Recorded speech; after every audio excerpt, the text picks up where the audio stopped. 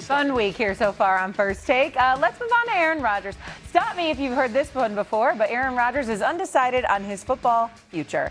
Rodgers went on the Pat McAfee show earlier this week and said he has had conversations with the Steelers about his future, but has no timeline on when he will decide whether he returns to the Steelers or not. Now, to be fair, he did also say that he has not been offered a contract yet. There's been no further conversations with the Steelers, but he has not said whether he's going to come back next year or not. Are the Steelers better off without Aaron Rodgers, though? No, I don't think they're better off without Aaron Rodgers. And I can't believe I'm at the place of saying this about a guy that's soon to be 43 years old. But I do think Aaron Rodgers in 2026 is the best option for the Pittsburgh Steelers in terms of their week one starter. Now, could they potentially bring in a developmental prospect at the position in this offseason, either via free agency or the draft? Sure.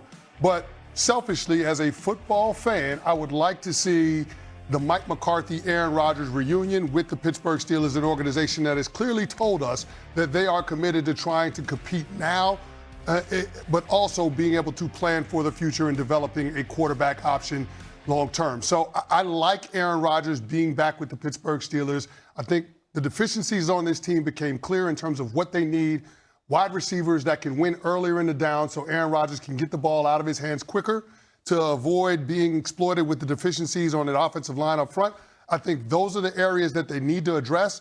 But I like Aaron Rodgers coming in and offering the Pittsburgh Steelers some semblance of stability year over year at the quarterback spot. Chris, I see it differently, and let me tell you guys a story. Back in 2009, we hired Rex Ryan to be our head coach. You guys know who Rex is? Yeah, we know. Heard of him. He bloviates from time to time. You know? And we had Brett Favre under contract, ironically, and we felt organizationally it was the appropriate time for a reset. I think Aaron Rodgers is one of the all-time great first ballot Hall of Famer. I think he had a great career. But if we're trying to establish Mike McCarthy and we're trying to transition into a new era, again, as you mentioned, Chris, he's going to be 43 in December. You go back a year ago, they were 18th in points scored. This is a team that needs a transformational reset. Mike Tomlin did a great job, but now this roster is aging. I would go with Will Howard, 6th-round pick last year.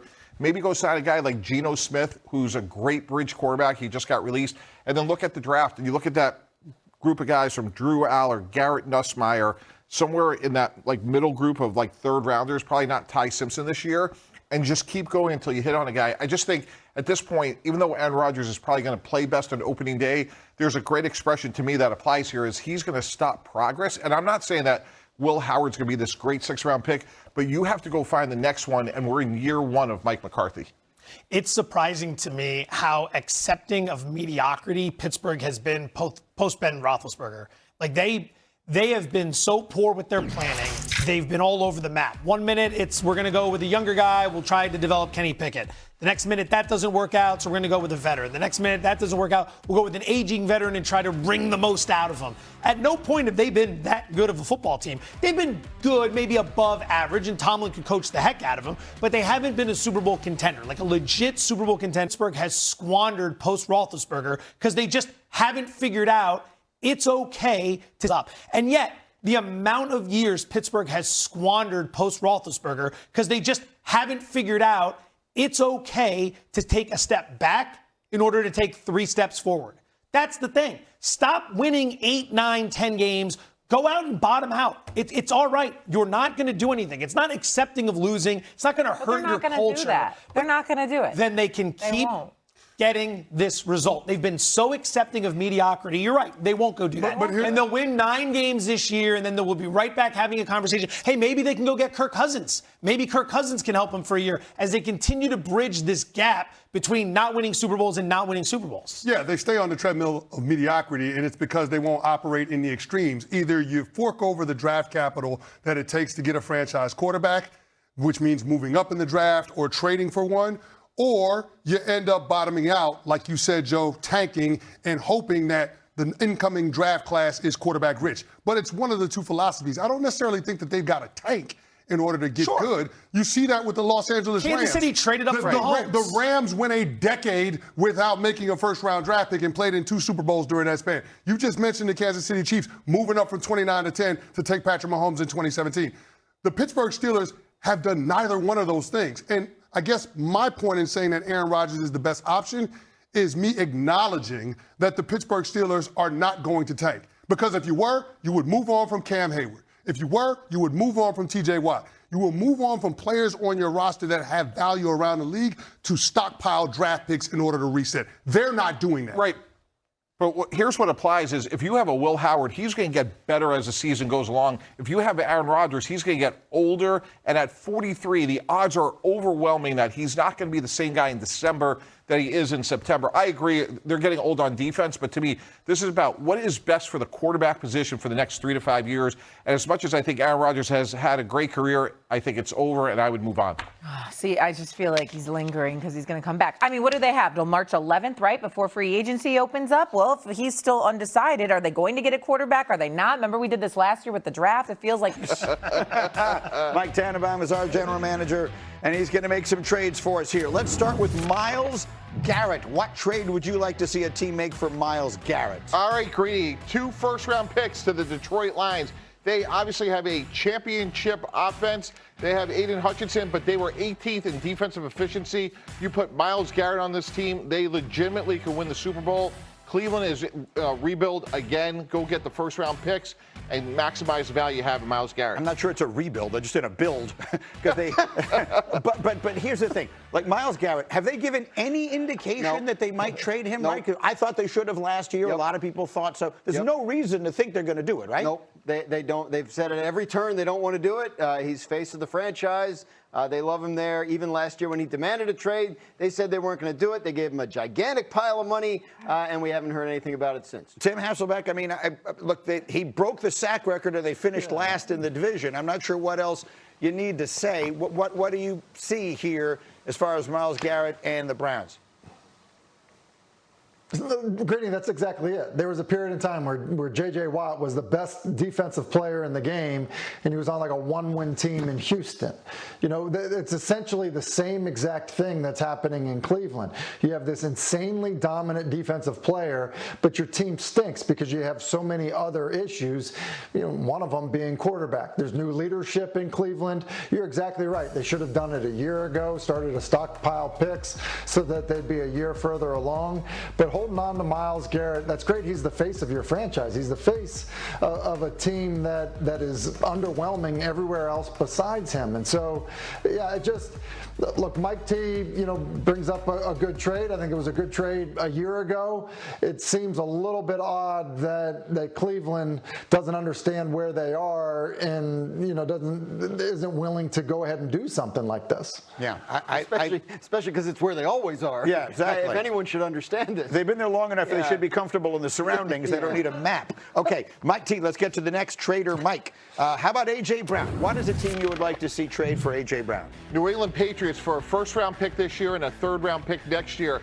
You know, Mike Vrabel reminded us that if he sees something he wants, he can go get it. Again, they were together in Tennessee.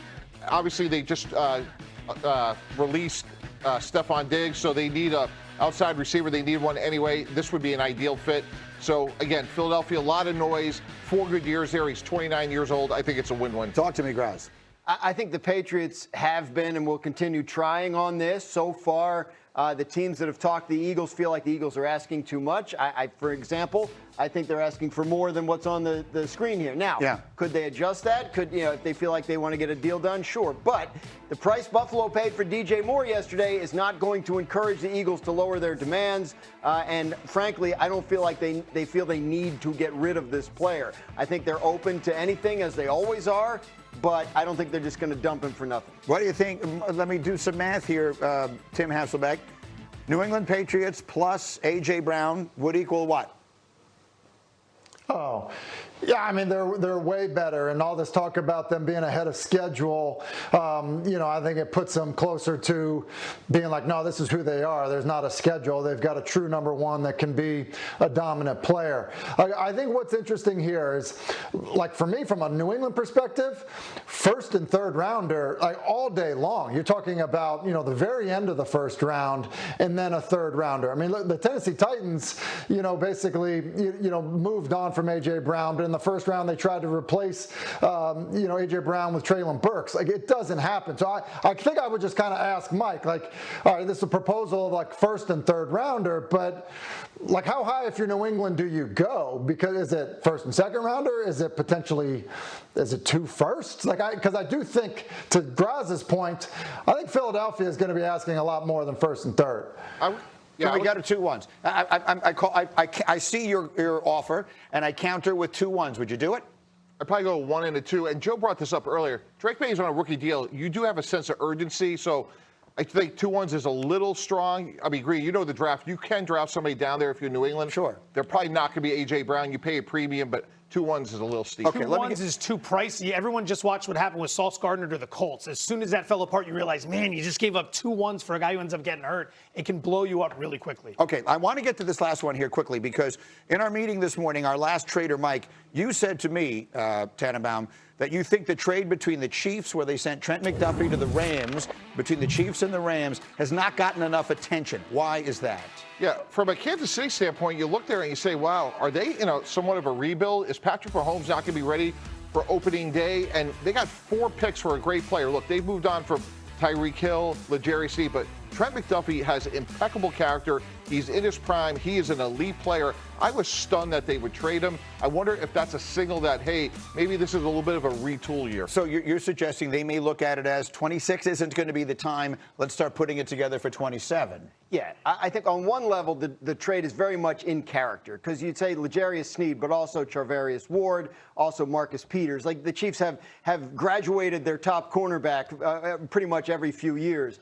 That said, the rest of their secondary is free agents. Jalen Watson is a free agent. The safety, Brian Cook, is a free agent. No guarantee any of these guys are back. So now you're rebuilding an entire secondary. Sure, you got 2 first-round picks. Sure, you have a great record of drafting and developing corners. But to your point, Mike, I wonder if whatever happens the rest of this Chiefs offseason is going to inform us a lot about what they believe Patrick Mahomes' recovery timetable is. And what the public might think of it and what Vegas thinks of it, and that's where Fortenbaugh comes in. Their win total right now is 10.5 wins, which is as high as anybody in the AFC. They trade away Trent McDuffie. Are we looking at the under there? Tied with Buffalo, tied with Baltimore at 10.5 wins. I'd be inclined to look at the